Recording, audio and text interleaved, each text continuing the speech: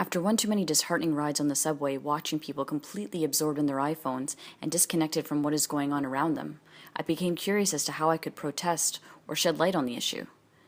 After reading about docile bodies by Michel Foucault, something clicked. I realized that the iPhone is a technological institution that controls the mind-body, making it docile. In order to exemplify this, I captured the daily goings-on of my best friend and roommate, Kate.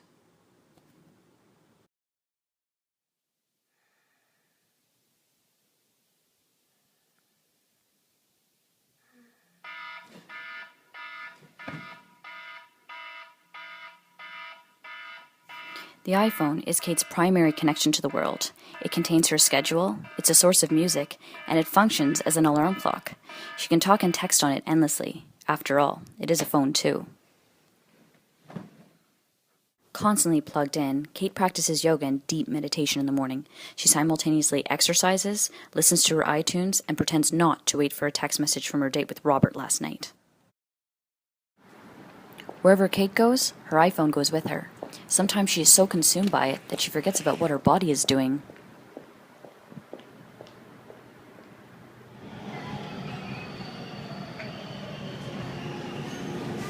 In the midst of checking emails for work when there is a signal or playing games when there isn't, she misses out on a couple of things. As Kate clicks and clacks away at her computer, she tries to beat the clock. According to E.P. Thompson and Foucault, time code in maintaining the discipline of docile bodies is of utmost importance. E.P. Thompson stated that clocks used to be set forward in the beginning of the day and during lunch breaks during the Industrial Revolution. Foucault stated that time must be utterly exhausted and unwasted because time equals money.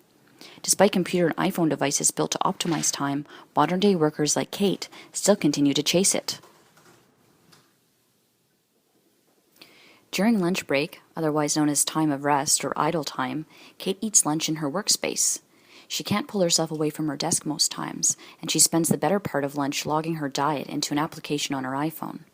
Notice how her body has not moved much since she began work? Social interactions, otherwise known as idle time, are no longer of the sort.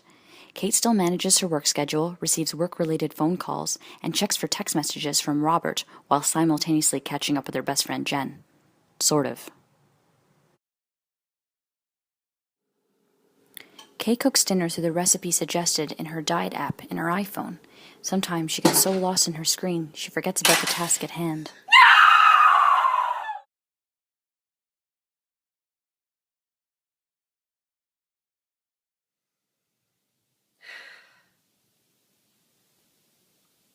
After a risky drop in the pot and a panic attack later, Kate successfully revived the one piece of machinery that holds her life together. Both phone and Kate, safe and sound, Kate is ready to sleep, but not before watching a few interesting YouTube videos and sending some texts. It is important to note that citizens turned docile bodies, like Kate, work tirelessly to be able to afford a device like the iPhone in the first place. As displayed in iPhone Drone, Kate's mind-body, as a result of using the iPhone, has been subjected, rearranged, and redistributed in a multitude of ways.